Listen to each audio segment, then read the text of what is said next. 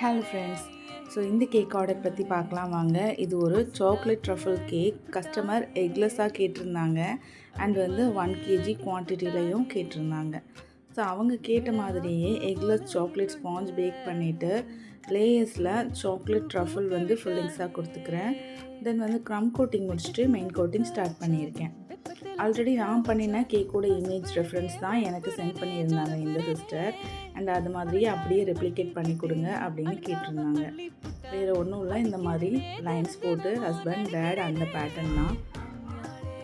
நானும் அவங்க கேட்ட மாதிரியே சூப்பராக அந்த பேட்டர்ன்லேயே எல்லாமே முடிச்சு கொடுத்துட்டேன். தென் ஹார்ட்ஸுமே கேக்கில் வைக்க சொல்லி கேட்டிருந்தாங்க.